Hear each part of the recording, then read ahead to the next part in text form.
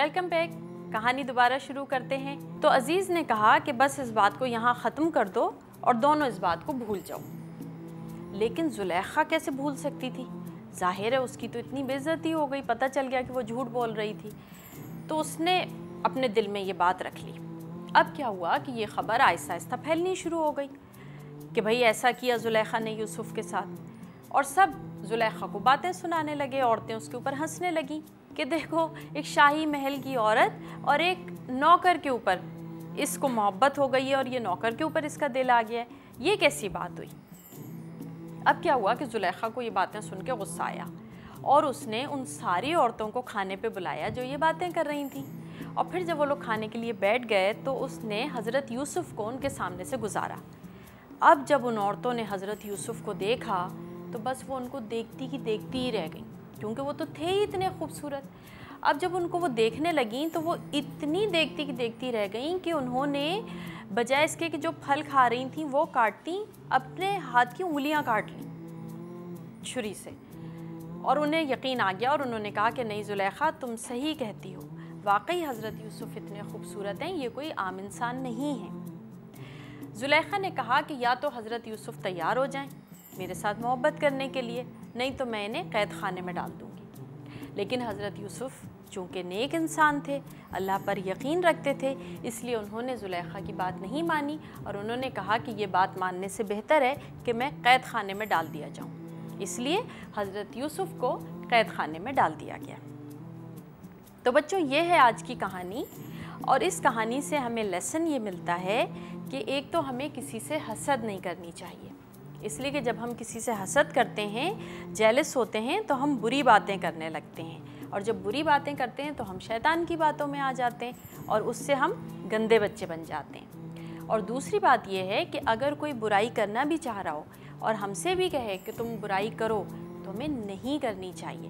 بعض گندے بچے ہوتے ہیں نا، وہ آپس میں لڑ رہے ہوتے ہیں، وہ آپ کو دیکھتے ہیں تو کہتے ہیں آؤ فائٹ کرتے ہیں، تو آپ فوراً منع کر دیں کہ نہیں فائٹ نہیں کرنی ہے، اور اللہ تعالیٰ سے مدد مانگ لینی چاہیے جب ایسی کوئی بات ہو تو. ٹھیک ہے. اب اس لیسن کے بعد یقیناً آپ کے ذہن میں کوئی نہ کوئی سوال آئے ہوں گے. ہم آپ سے ابھی وہ تمام سوال پوچھیں گے، لیکن اس سے پہلے دو آسان سے سوال آپ کے لیے ہیں. جی ہاں، بہت آسان سے. اگر آپ نے کہانی غور سے سنی ہے تو آپ بہت آرام سے اس کے جوابات دے دیں گے، اور ہمیں خوشی ہے کہ آپ بہت صحیح جوابات دے رہے ہیں. اس کا مطلب ہے آپ کہانی غور سے سنتے ہیں، یہ بہت اچھی بات ہے. تو پہلا سوال جناب یہ ہے کہ حضرت یوسف کے حاسد بھائیوں نے انہیں باہر لے جا کر کیا کیا؟ حضرت یوسف کے حاسد بھائیوں نے انہیں باہر لے جا کر کیا کیا؟ اور دوسرا سوال یہ ہے کہ خواتین نے یعنی عورتوں نے حضرت یوسف کو دیکھ کر کیا کیا؟ ٹھیک ہے. دو سوال بہت آسان سے، فوراً اس کے جواب سوچیے اور ہمیں بتائیے. لیکن اس سے پہلے ہم آپ سے سوالات پوچھ لیتے ہیں کہ آپ کے ذہن میں اگر کوئی سوال آیا ہے تو آپ ہم سے پوچھ سکتے ہیں. جی. زلیخا نے جھوٹ کیوں بولا تھا؟ زلیخا نے جھوٹ کیوں بولا تھا؟ اس لیے کہ اس کو شرمندگی ہو رہی تھی کہ وہ ایک غلط کام کرنے جا رہی تھی اور سب لوگوں کو پتہ چل گیا. تو اس نے یہ سوچا کہ کسی طرح میں اپنی عزت بچا لوں اور یہ کہہ دوں کہ نہیں میں تو بری نہیں ہوں، برے تو حضرت یوسف ہیں. اس لیے اس نے جھوٹ بولا. اصل میں ہوتا ہے یہ بیٹا کہ جب ہم کوئی برا کام کرنے لگتے ہیں تو شیطان ہمیں بہکانے لگتا ہے اور پھر ہم ایک کے بعد ایک برا کام کرتے چلے جاتے ہیں. پھر ہم جھوٹ بھی بولنے لگتے ہیں اور پھر ہم سارے برے کام کرنے لگتے ہیں. ٹھیک ہے. اور کسی کو سوال پوچھنا ہے؟ جی.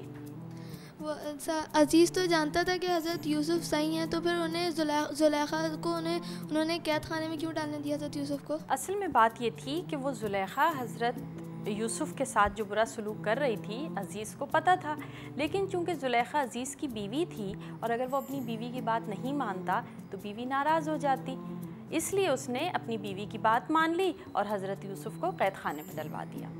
جی بیٹا. یوسف کا ابو کیوں نہیں ناراض ہوا تھا؟ حضرت یعقوب اصل میں اللہ تعالیٰ کے پیغمبر تھے. جو اللہ کے پیغمبر ہوتے ہیں وہ تو اللہ پہ پورا یقین رکھتے ہیں، تو انہیں معلوم تھا کہ اللہ ان کی مدد ضرور کرے گا.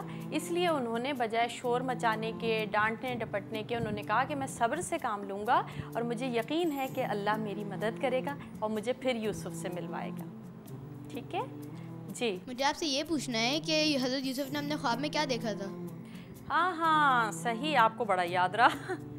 حضرت یوسف نے بچپن میں خواب دیکھا تھا کہ ایک چاند، ایک سورج اور 11 ستارے ان کے سامنے سجدہ کر رہے ہیں۔ تو بچوں یہ اصل میں خواب تھا۔ اس خواب کے ذریعے اللہ تعالیٰ نے یہ بتا دیا تھا کہ حضرت یوسف علیہ السلام آگے جا کر مصر کے حاکم بنیں گے، اور جب وہ اتنے بڑے آدمی ہو جائیں گے، اللہ کے پیغمبر ہو جائیں گے، تو سب لوگ ان کے سامنے سجدہ کریں گے۔ ان سجدہ کرنے والوں میں ان کے ماں باپ اور 11 بھائی بھی ہوں گے۔ اور ایسا ہی ہوا، جب حضرت یوسف کے سامنے سب سجدہ کرنے لگے مصر میں، آگے جا کے کہانی میں، تو اس وقت حضرت یعقوب علیہ السلام نے ان کو یاد دلایا کہ تم نے بچپن میں جو خواب دیکھا تھا یہ اس خواب کا نتیجہ ہے۔ اور بچوں اس وقت سجدہ کرنا بادشاہ کے دربار میں ایک روایت تھی، ایک رواج تھا، سب لوگ سجدہ کرتے تھے، لیکن ہم مسلمان تو جانتے ہیں کہ اللہ کے سوا کسی کے آگے سجدہ نہیں کرنا چاہیے۔ ٹھیک ہے، تو آج کی کہانی ختم ہوئی۔ آج کی کہانی سے آپ نے بھی لیسن حاصل کیا، اور جناب وہ سوالات جو ہم نے آپ سے کیے تھے ان کے جوابات بھی ہم آپ کو بتاتے چلیں۔ سوال پہلا یہ تھا کہ حضرت یوسف کے حاسد بھائیوں نے باہر لے جا کے ان کے ساتھ کیا کیا؟ تو ان کے بھائیوں نے حضرت یوسف کو کنویں میں ڈال دیا تھا۔ اور دوسرا سوال تھا کہ خواتین نے حضرت یوسف کو دیکھ کر کیا کیا؟ تو انہوں نے حضرت یوسف کو دیکھ کر اپنی انگلیاں کاٹ لی تھیں۔ ٹھیک ہے، اب آپ سے لیتے ہیں ہم اجازت۔ کل دوبارہ ایک اور کہانی لے کر آئیں گے، اور اس کہانی سے پھر آپ سے سوالات ہوں گے، لہٰذا غور سے سننی ہے کہانی اور ہمارے ساتھ رہنا ہے۔ ٹھیک ہے، کل تک کے لیے اجازت چاہتے ہیں۔ امبری حسیب کو اجازت دیجیے، خدا حافظ۔